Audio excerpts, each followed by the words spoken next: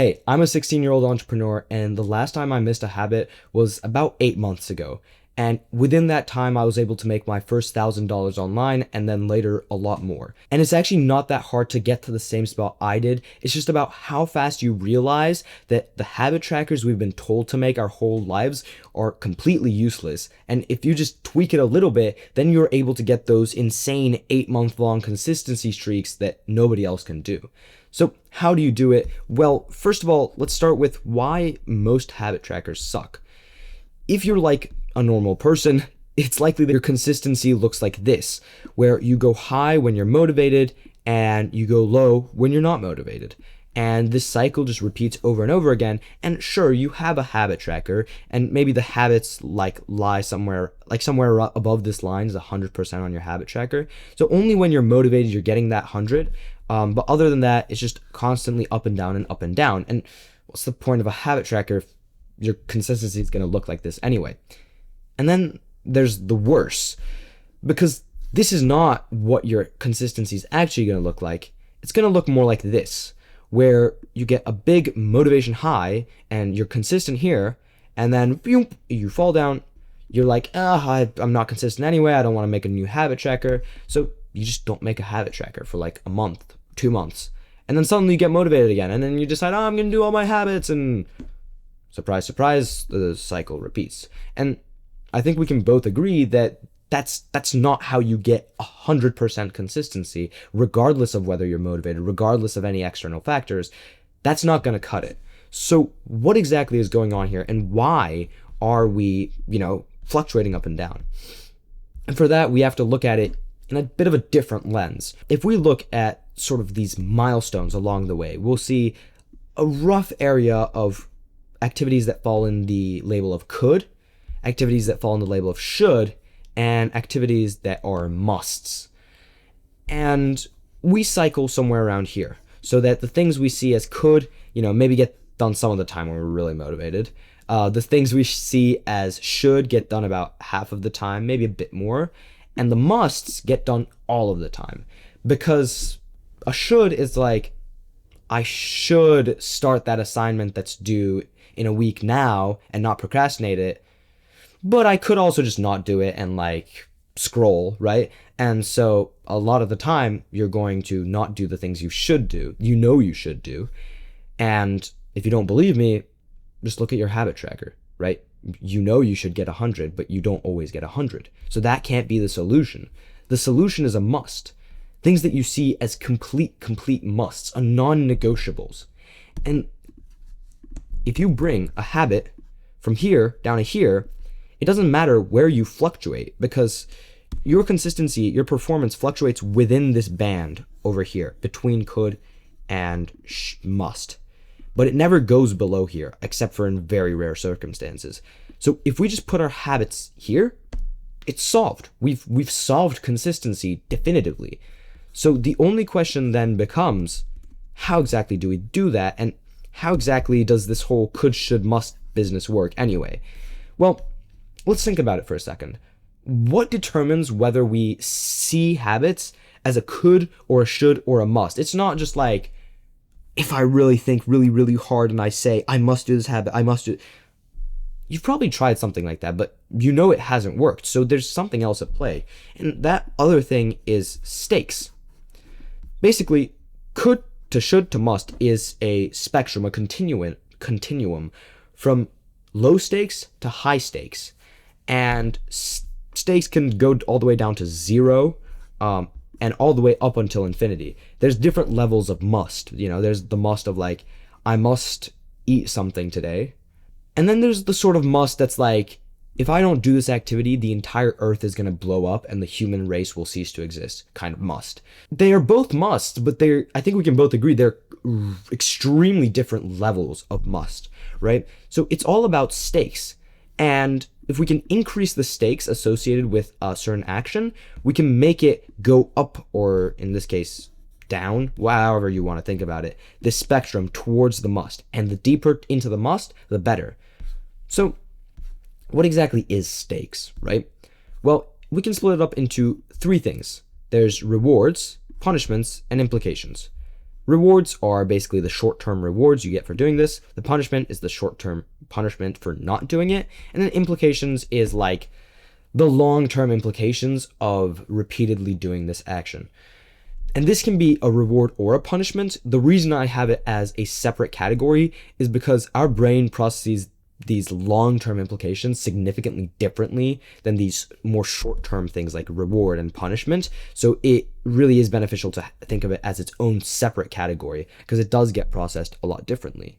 So we have all three of these things, but how valuable is a given stake? How do we know? Like, we have a bunch of different like rewards, implications, punishments, and every activity has a bunch of rewards and punishments attached to it, right?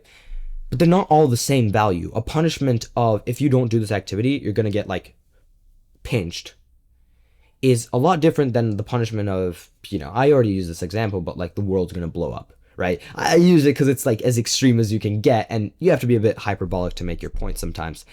So how does our brain determine how valuable a certain stake is to it?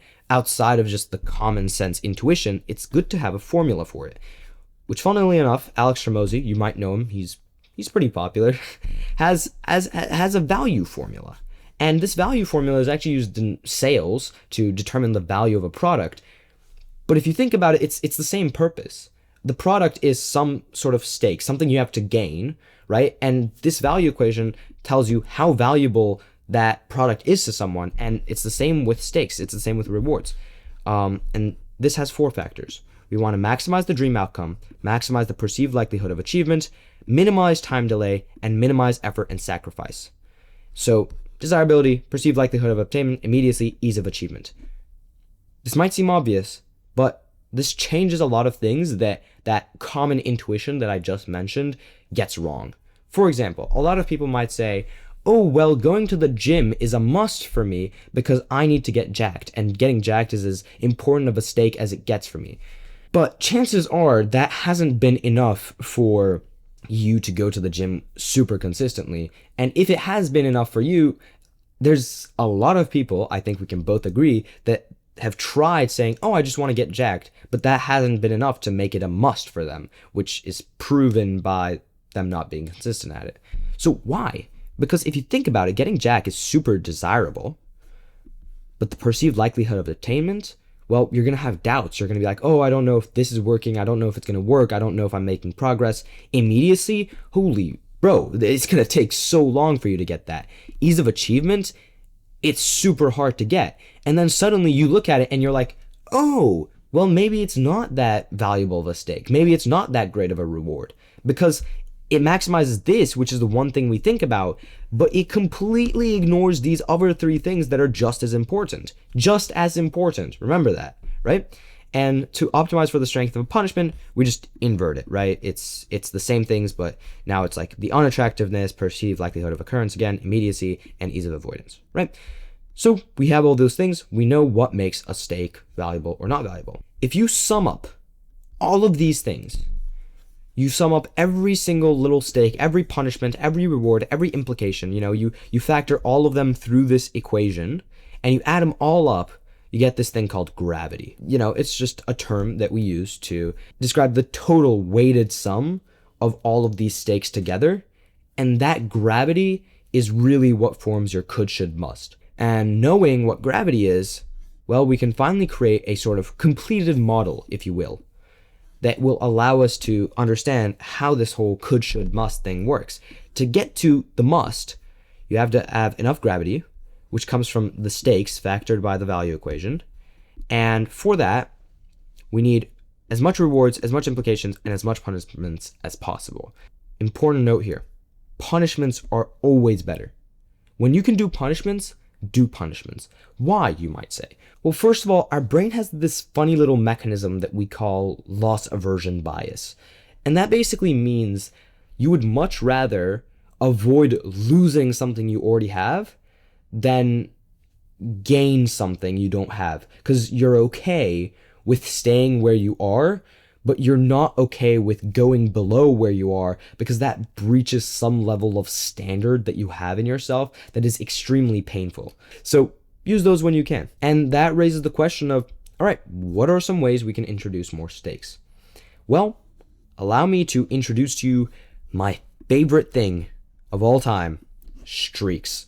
Now, you might be confused about that because we just talked about like stakes on the proportions of blowing up the whole earth. And now I'm telling you that the solution to all of your stakes related problem is just like a number going up on your screen.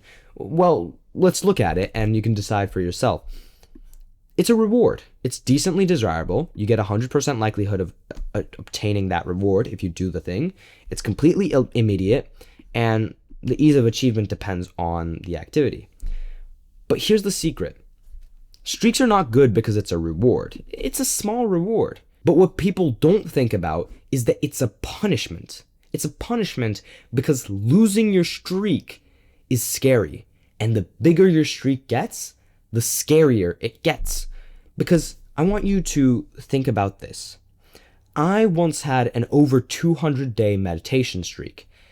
And that might seem impressive to some people, like, oh wow, you got a 200-day meditation streak. How do you keep it up? But I tell them, if you were in the same spot as me right now, you would be consistent in that meditation too. Because imagine I gave you a 200-day meditation streak. And tonight you were tired and you were like, I want to go to bed and I don't want to meditate. But you could go to bed, and if you went to bed, you would lose 200 days of hard work. 200 days of hard work would go to waste, completely wasted, and you would lose your streak that you have so much pride in. Would you do it? Probably not. Because once you have a 200-day streaks, it becomes a part of your like ego, your pride, your identity. You're not getting rid of that. Like, now imagine, let's take this to a higher proportion, a 10,000-day streak. At that point, that's your entire personality. You're like, this is religious for you, right? Like, imagine how it would feel to lose a 10,000-day streak that at that point you probably spent your whole life building. You lose that streak, it's like you'd have a mental breakdown or something. So you're going to keep that streak alive no matter what happens. And we can achieve that same effect by adding streaks to anything. Because for me, when I got to like a 30-day streak on my habit tracker, I was like, well, I want to keep this streak going. I'm not going to lose this streak of 100%. So I just kept it going. Next, something more immediate, right? Because streaks take time to build up. Well, they're actually effective sooner than you'd think, but let's talk about habit contracts. Super simple. You can do this as well, just as well as streaks, in about like 30 seconds to a minute. Basically, you want to take out a piece of paper and you say, I, your name, will do the activity, or else something, something, and you sign your name down here. That's all. And the reason habit contracts are beautiful, it's literally, see how it's like depends, because it's, you choose the stake, you choose the punishment. And the punishment can be something like, I'm gonna sleep on the cold, hard floor tonight with no blanket and no pillow.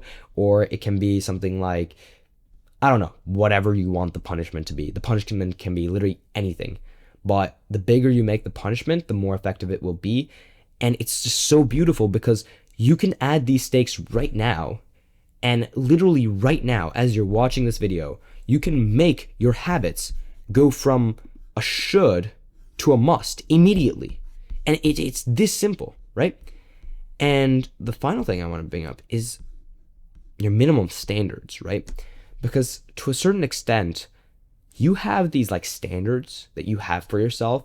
And if you like degrade yourself below those standards, it's extremely painful. It's extremely painful. It hurts your ego. This is also related to that loss aversion bias. Like, you have certain standards for yourself. If you see yourself as the best at like a sport, for example, and you pride yourself on being the best at that sport, starting to lose would hurt you so much, and you would like claw your way back up to get back to that number one position, right? So a breach of your standards is very undesirable. It's 100% likelihood of it occurrence, fully immediate, variable ease of avoidance. Oh wow, I can't speak. I'm sorry, guys. Depending on the habit. And if you don't want to take it from me, take it from James Clear, who wrote the most famous habits book of all time that I've beautifully recreated here. I hope you like it.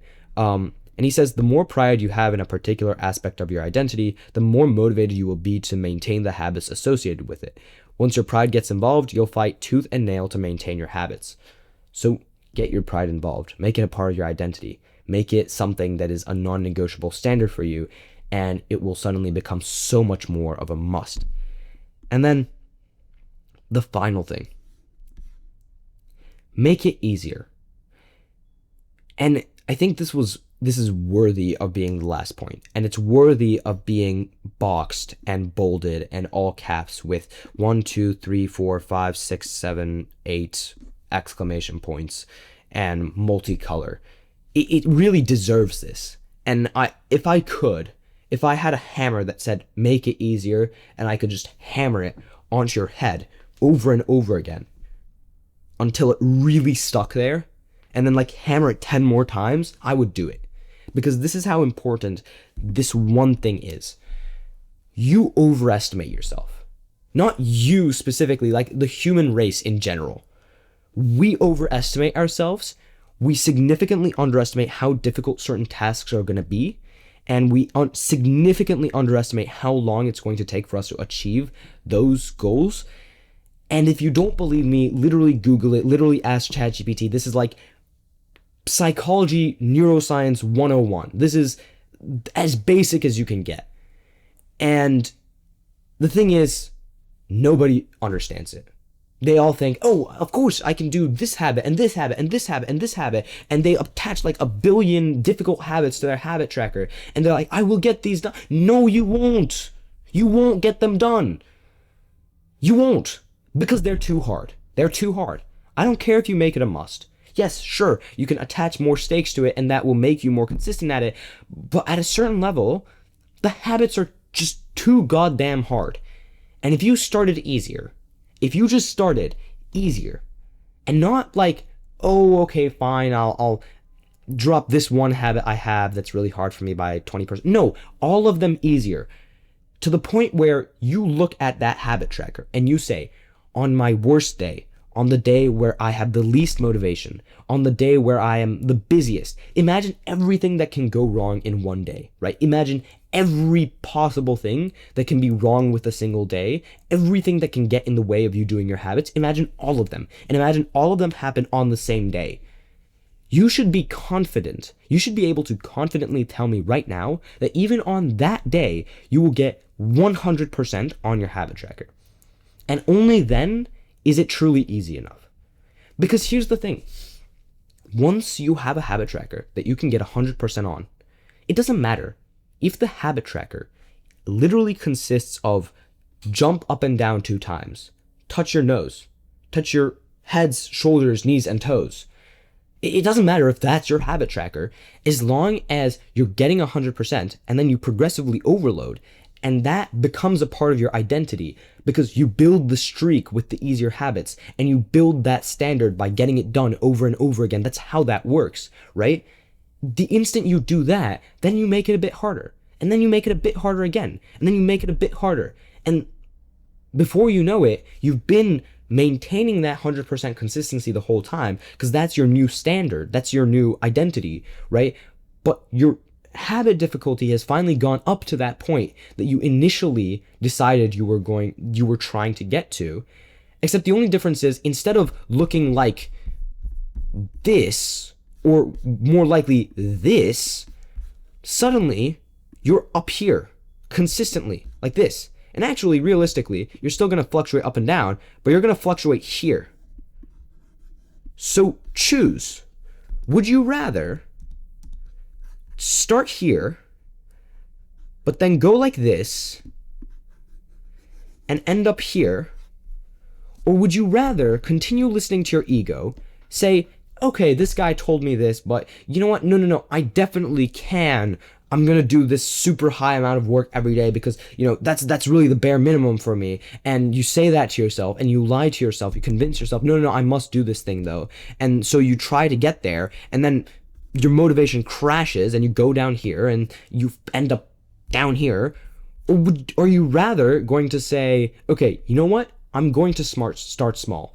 And I know that that's a good investment for me to be able to reach up here after. It's like delayed gratification. It's the same thing. You avoid that instant dopamine peak now so that your baseline can rise. And then you can be consistent.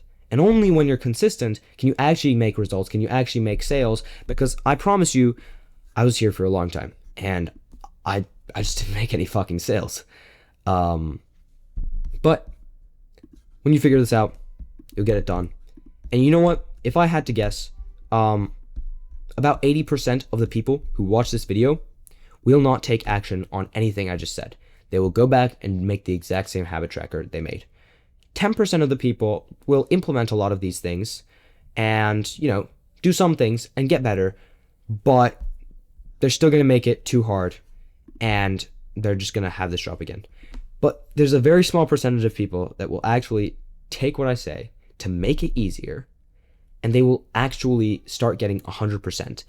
And just to prove that it's possible, here's just a bunch of my clients.